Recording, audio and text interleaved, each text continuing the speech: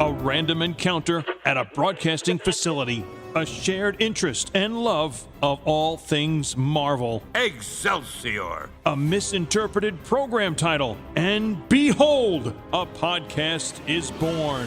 Peter Melnick. Podcaster and comic book enthusiast. And Eddie Wilson! Upstate New York radio announcer, still with an inordinate amount of catching up to do. Peter, what are you doing? Eddie! Here we go with a new episode of The Marvelists. Welcome everyone to The Marvelists, the Marvel Universe podcast. If you lived here, you'd be home by now. Today's episode, we are at New York Comic Con 2021. This is day 4. It is the final day, the final hour and a half-ish of the con. And yeah, I'm joined right now with a returning guest of the show. I believe you're a 3-time guest now at this point. You're a 3-time now. I believe so, yes. Because you did a over-the-phone one during the Pandemic, Kickstarter, yeah. The pandemic one, and you did one at New York Comic Con, I believe. I think we did, didn't we? Yes, back here, Yeah, in the same spot. and yeah, a lot's happened. First off, congrats on the success of that Kickstarter. Thank you. And a little birdie told me that there's going to be a new Kickstarter coming up.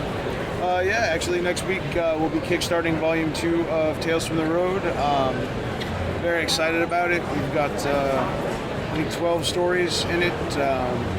AJ Styles, John Morrison, Pentagon, Frankie Kazarian, Thunder Rosa, Matt Cardona, and Brian Myers, Danny Limelight, Effie, Danhausen. Very nice, very evil. Rob Van Dam, and Crime Time. So we've got a real solid selection of stories. A couple of different things. There's some real good stuff. Some of the stuff is adapted from real life stuff. Some of it's totally fictional, but it's all really fun. So I think people will enjoy seeing their favorite wrestlers sort of flex their comic book muscles. And I'm excited to see this because the whole concept of all of these different creative talents involved, you've built up such a strong rapport in the independent as well as the major wrestling scene in general. There's, like, I've noticed that with you over the years, that you have so many different people involved in pro wrestling that will come to your booth and do so many different things, and it's a very good sign of your character that you can be able to bring all these people along the way. Well, I think everybody knows. It's no secret. Like, anybody that pays attention to my stuff, like, I still have a regular job, and I think everybody knows, like, I'm not here to get rich. Like, I want to make cool stuff. I think we make cool stuff. I think we make cooler stuff than most people make, and I think that people appreciate that. I think people know that I'm not out to try to make money off of somebody's name or whatever. We're just trying to make cool stories, cool prints, just cool stuff. Like, one of my main missions was sort of, and it's, to a certain extent, you could say that the mission isn't needed anymore because wrestling is so much more accepted than it was. But, when I started Headlocked, you didn't see wrestling at conventions. I had the only wrestling thing, and, we broke the door down for probably a dozen different shows that had no wrestling rules, or, a wrestling ban on their shows.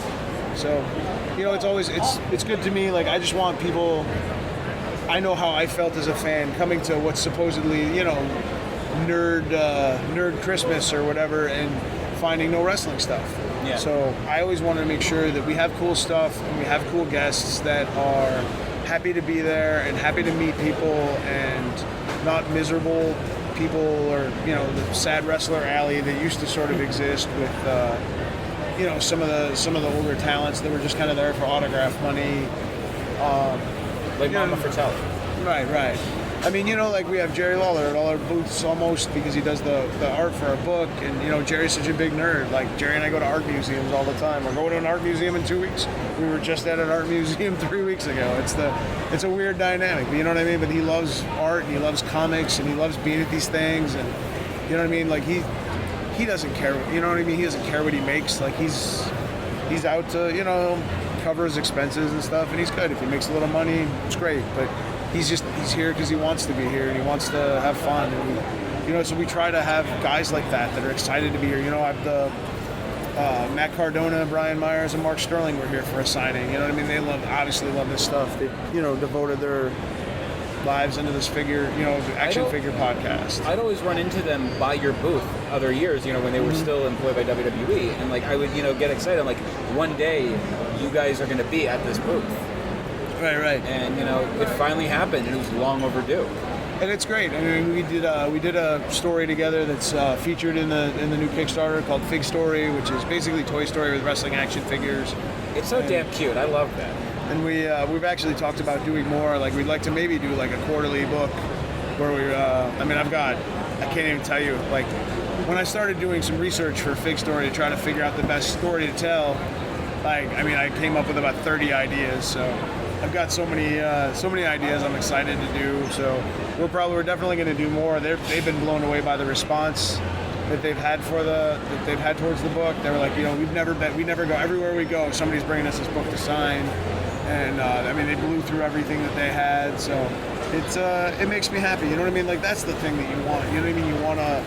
You want the guys to be happy with the thing that we put together, and their collaboration. And I don't want to let anybody down. You know what I mean? So I try extra hard. I mean, we're doing a story in November for Pro Wrestling Crate with the former Iconics, now the Inspiration, and it's a very personal story about body positivity and some of the things that they had faced when they were going through their eating disorders in WWE, and it's heavy, but we sort of also filtered it through A Nightmare on Elm Street, so it's also entertaining, but it's a very personal story, and I couldn't do the story justice in 12 pages, but I really thought it was a story that needed to be told, and it's a story that I wanted to tell, and I wanted to do it right for them, so we ended up making it 20 pages, and you know what I mean, all of that's an expense that, we don't get back.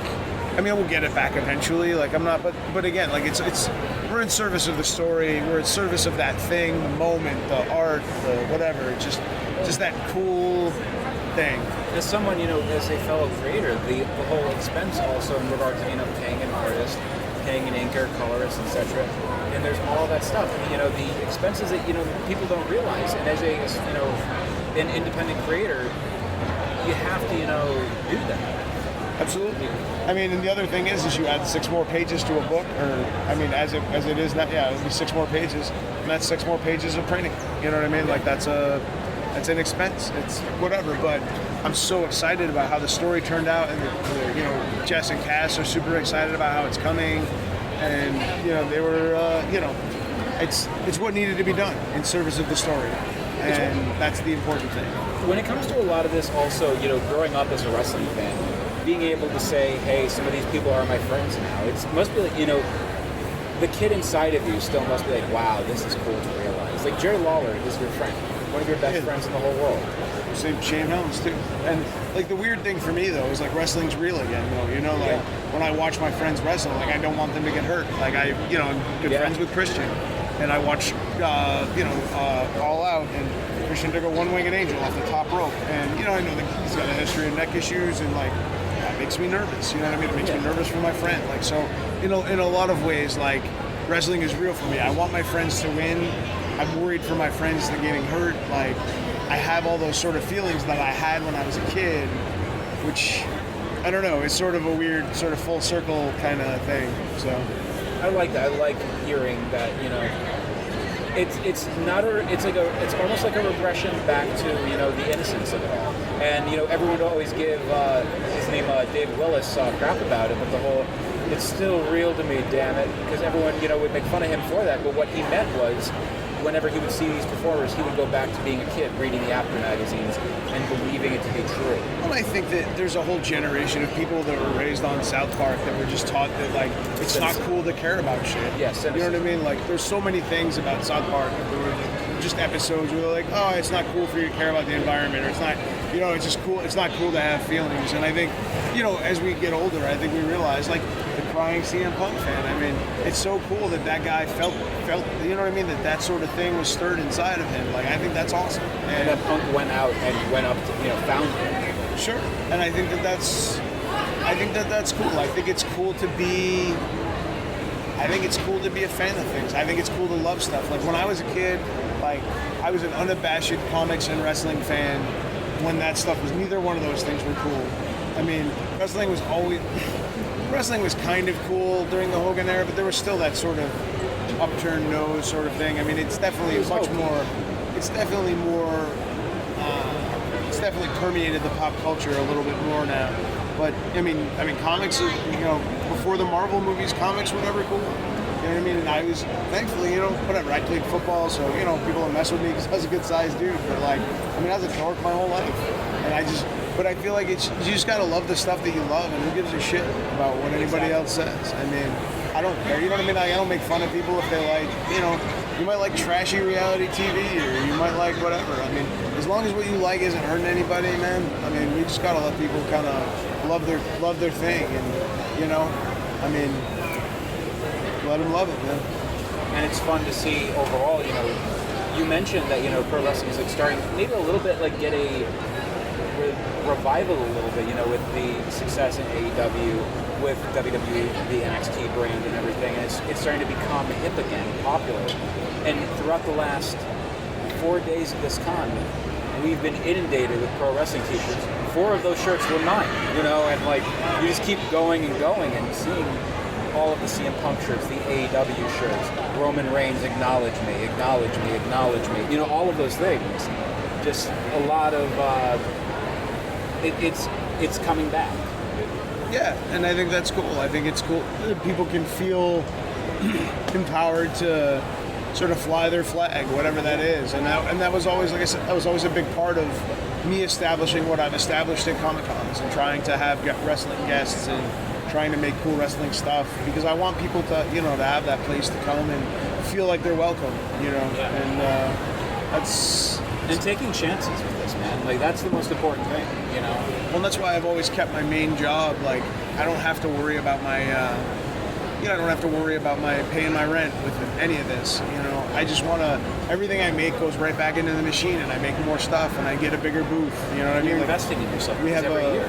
We have a 10 by 20 booth in New York Comic Con. I mean, this year it's 10 by 40 because they've actually given us some extra space, but it's just about, I try to get better signage and better, just trying to make a better presentation, but just, I don't, like I said, I'm not really here to make money. Like, it's the iconic story. Like, I believe in that story. It's a story that's personal to them, it's personal to me, but also, like, it's sort of an unconventional story to maybe pitch to a largely male audience, you know what I mean, to do a story about body positivity and how, how comments on the internet can shape your reality and whatever. So I feel like it's, but I can take that chance, and because and I think it's an important chance to take. So, but that's why I like. That's why I do things the way I do. But I mean, it's a pretty strenuous life. I work 60, 65 hours, 70 hours a week sometimes, and at my regular job, and then I'm publishing 2 titles now, and I wrote a movie, screenplay.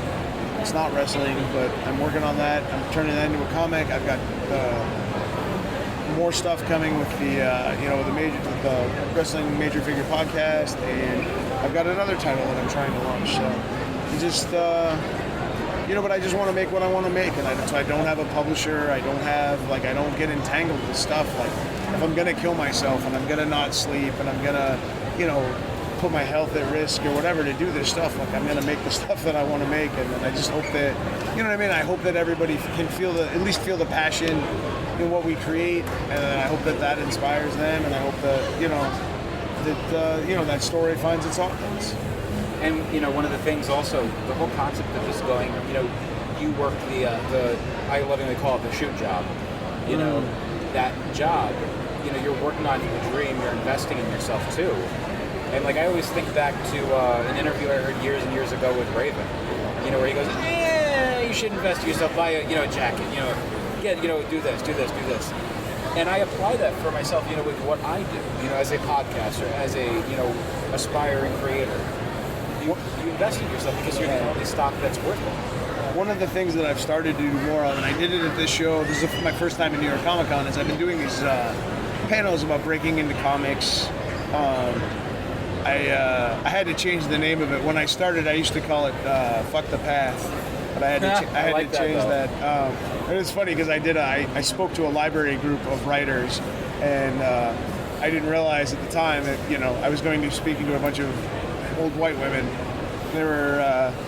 They got a kick out of it, but I can't really put that in the program of a comic book thing. So we changed it to "Make Your Own Damn Comic Book."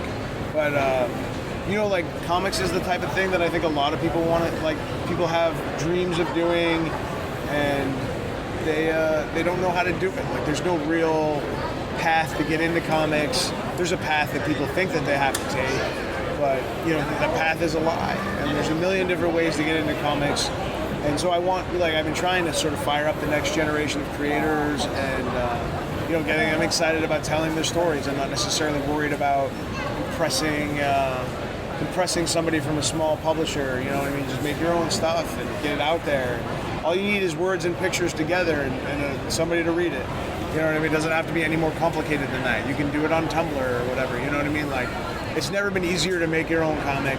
It's never been harder to fight for audience space. But it's so weird that like in the last year, we've also, the pandemic has been beneficial for so many people in the sense of trying new things, going in new realms. Myself, I'm going into writing and trying do comics, make comics. Sure. And then on the flip side, I go here to Comic-Con, and I was talking, I think, on our interview with Fabian Nicieza, I was saying this year is like a big chance for a lot of these comic creators, these small up-and-comers that got spots at I was going to say Arthur Alley. Artist Alley, there we go, easy for me to say. But the whole, they're giving them chances, like they're taking chances, like, somebody's going to be there, and their career might have gotten made this weekend, and they don't know it yet. Right. It's so insane. And like, I used to also say, like, walk around the con, any other year too, the next big IP could be there, and we don't know it yet. Sure. Absolutely. And that's what I love about this place, man. That's the one thing that really sort of hurt during the pandemic for me is, I work with truck drivers, and I work with supply chain, I work with logistics, and that's my regular job. And then, you know what I mean? Like, I'm on the road so much. I don't have a lot of friends in my town because I just don't have time to cultivate friendships. And you know what I mean? I'm either working on stuff, or I'm home, or I'm trying to spend what time I have with my family or whatever.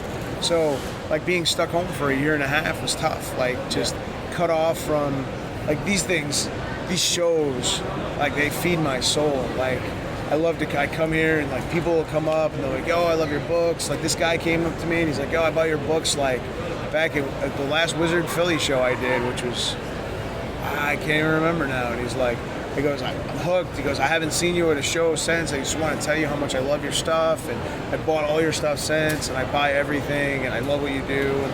And that's the best, man. I mean, it's just, I missed it. It's nice to know that, I mean, like, that sort of stuff, and like just being around my other creative friends, and we're talking about projects we're doing and what we're gonna do, and I'm excited, and like, that stuff just fills you up. Like, it gets you through the times when, it's when you hit the slog, when you hit the wall, when you hit tired or whatever. Like, those are the things that keep your tank full. And I mean, I had a year and a half of nothing filling that tank, and that's tough. And I have really missed this. And it's like, there are the constrictions, like the mask mandate, et cetera, but at the end of the day, I don't care, because I get to see my friends again that I haven't seen in a long time. I hugged a lot of people this week. I mean, I had my mask on, whatever, but I hugged some people. I miss so many people, man. Yeah, it's like a weird, like, nomadic family that sort of, y'all kind of shuffle from town to town, but like, different towns, and it's there's nothing like it, and it's definitely not the life for everybody, but like, I don't know. Whenever I start setting up my booth, like, it's always a slog, like, usually when I do a show, I'm working the night before. I go from work right to the airport. I have all my stuff pre-packed. I go to the airport on no sleep. I drive to the show, and then I start setting up, and I have like a little playlist of songs that I listen to when I'm setting up my booth. And the music hits, and then I start feeling it, and just like, you know what I mean? Like, you just know, like, you're where you're supposed to be. And like, I love that. It's the oddest thing, you know what I mean? Like, just putting up banners and stuff and setting up the booth, but I'm just like, man, You know, it's great. It's a good feeling. It's funny because you were the guy that introduced me years ago to Gaslight Anthem. Yes. And then I ended up getting their lyrics tattooed on my arm. And it's like, the lyrics are stay hungry, stay free, and do the best you can. And that's what it is. You have to keep, pushing yourself and keep going forward with this. Nothing sadder than becoming friends with Alex Levine, like, after Gaslight Anthem broke up. But I did get to see them perform once since then. Like, they did a 10th anniversary for the 59 Sound. Which is a masterpiece, by the way. That album's amazing. No, I love everything about what they do. So, Alex really likes my book too, which is cool. Like, it's cool. Like, one of the most gratifying things is when somebody who you respects something that you've done, and that's so cool to me. Like, I'm the biggest fan of, like, I like The Wire. Season 2 is my favorite season. Frank Sabaka, played by Chris Bauer, is one of my favorite characters in, like, television, whatever. Everybody likes Omar. Omar's cool, don't get me wrong. But Frank Sabaka is my guy. And, like, Chris Bauer was recently introduced to my books. And he follows me on all my socials now. He sent me a message telling me he liked it. You know what I mean? Like, it's so cool. Like to me, like, I'm like, oh man, like, this dude that I think is the bee's knees thinks that something I did was cool. What about Johnny Gargano? But it's gratifying and it's rewarding. And, like, the other thing too with going to these shows, by the way, you mentioned the whole, seeing people you haven't seen in forever. I've lovingly called this my nerdy family reunion. Oh, for sure. And this is that show, and it's like, I always called San Diego like nerd summer camp, because, like, everybody's got the same spot, and, like, you just kind of pull you back into your spot every year, and it's the same, like, people you see once a year. Like, Tom Zeller does Love and Capes. I think he does My Little Pony too, maybe, but I never see that guy ever. But every year he's right next to us in San Diego, like, hey, what's up? How you been? Doug Paskevich, who does Arsenic Lullaby, is one of my favorite dudes. Like, I see him every year at San Diego, and it's just like a weird summer camp thing, and where you're all back in your spot, and you exchange sort of pleasantries, and then you don't see each other again for 11 and a half months. So, and it's like it's gratifying though, those connections and friendships you make. Like, you with Ed McGuinness. Ed McGuinness is one of your friends, and it's like just being able to say somebody who has had such a big impact on comics like him. It's neat to know. Yeah, no, I love Ed. Ed's a sweetheart. Like, there's some people in comics, there's some straight up sociopaths in comics. It's funny because, like, wrestling, people always think of wrestling as such a, like a rough business. But I've been treated 1,000 times better in wrestling than I have in comics. Like, by wrestlers, by star wrestlers. Like, I've been treated better by, like, Hall of Fame wrestlers than I have by people who've written comics that you've never heard of. So, I mean, it's an interesting dichotomy. But it's you know what I mean. But, like, the people I love, man. I mean, I love some. There's also obviously people I love too. But it's funny. I definitely have had better experiences in wrestling than I have with comics. But there's definitely some real quality humans too, though. I remember years ago I kind of fell out of pro wrestling, and then I was like, you know what, I'm going to replace that itch in my life. And I said, you know what, I'm going to go from one toxic fandom and leave that and never go back to another toxic fandom. So I became a comic book fan. I mean, there's really no such thing as a fandom that's not toxic. I mean, just by its nature. Yeah. I've been really, really lucky that between wrestling and comics, they obviously have such toxic fandoms, but I really kind of stay out of it because I'm not playing with, Spider-Man or the WWE stuff. Like, I'm out of I kind of stay away from that kind of stuff.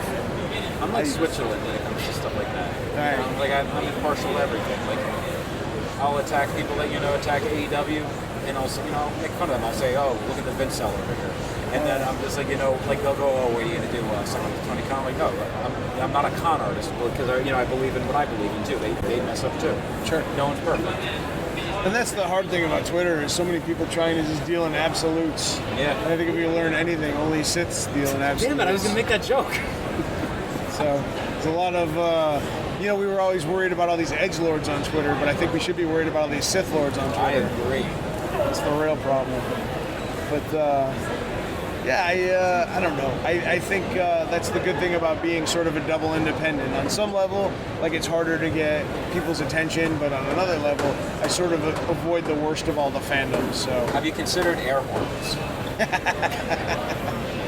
perhaps. I had a conversation with a friend about going here to Comic-Con, kids, like, you know, to not get attention. I go, I should wear like one of those dog collar cones and carry around an air horn. It'll work. People will avoid me. That'll be great. But, Mike, before we go and wrap this episode up, first off, thank you again, and thank you for bringing the magic that you bring over here to New York Comic Con every year with what you do. Thanks, man. I appreciate that. And how can people get a hold of you on social media? Everything's Headlocked Comic. It's one word. Headlocked, the past tense of Headlocked.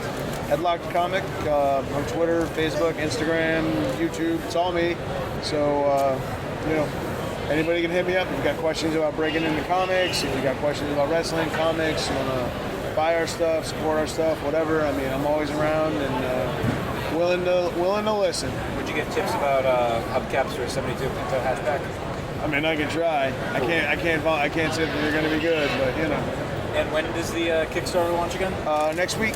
So there's still time to get in on the pre-launch. We've got some really cool stuff for early adopters. There's discounts. There's some prizes for people that are among the first 50 backers. So it's a hotly contested thing. Those go quick. I mean, we've got a pretty good fan base built up, so the spots tend to go quick, but you can get some free stuff if you're there at the launch. So it's worth your time. Very cool. Mike, thank you once again. For the Marvelists, I'm Peter Melnick. I'm Mike Kingston. Pretend Eddie Wilson said Excelsior.